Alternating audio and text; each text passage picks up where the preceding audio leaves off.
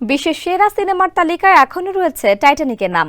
এ ছবিতে Leonardo DiCaprio ও Kate উইন্সলেটের রসায়ন আজও দর্শকদের মুগ্ধ করে। টাইটানিকে অভিনয় করে সারা বিশ্বের ভক্তদের ভালোবাসায় সিক্ত হয়েছেন ডিক্যাপ্রিও ও কেট। তবে শুটিং চলাকালেই ছবিটি ছাড়তে চেয়েছিলেন কেট উইন্সলেট। এই তথ্য সামনে এনেছেন অভিনেত্রী নিজেই।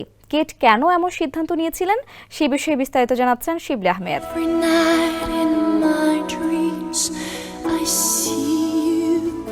বিশ্বব্যাপী সাড়া জাগানো সিনেমা টাইটানিক সিনেমা প্রেমীদের পছন্দের তালিকায় এখনও শীর্ষে রয়েছে সিনেমাটি।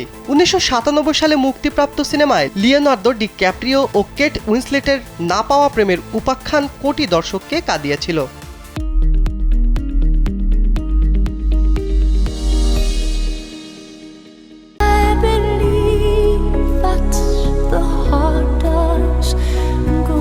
আজও সেরা সিনেমা নিয়ে আলোচনার সময় উঠে আসে টাইটানিকের নাম। লিওনার্দো ডিক্যাপ্রিও ও কেট উইন্সলেটের রসায়ন নিয়েও হয় জল্পনা কল্পনা। তবে অবাক করা বিষয় হলো সিনেমাটির শুটিং চলাকালে সরে যেতে চেয়েছিলেন নায়িকা কেট।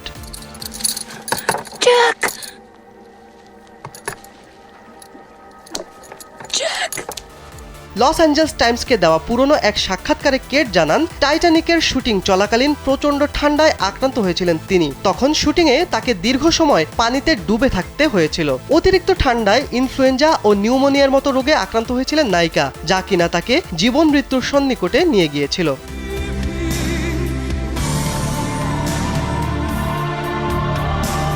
কেট আরও জানান, টাইটানিকের শুটিং সেটে তাকে একটি ওয়েট স্যুটও পরতে বলা হয়েছিল। সেটি পরতে অস্বীকৃতি জানান তিনি। এক পর্যায়ে সিনেমা ছেড়ে দেওয়ার সিদ্ধান্ত নিয়েছিলেন, কিন্তু পরে নির্মাতা জেমস ক্যামেরন তাকে কনভিন্স করেন যেন সিনেমাটি ছেড়ে না যান।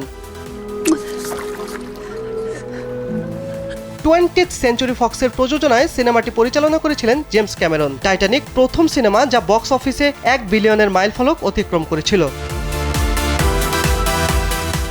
বিনোদন ডেস্ক, কালবেলা।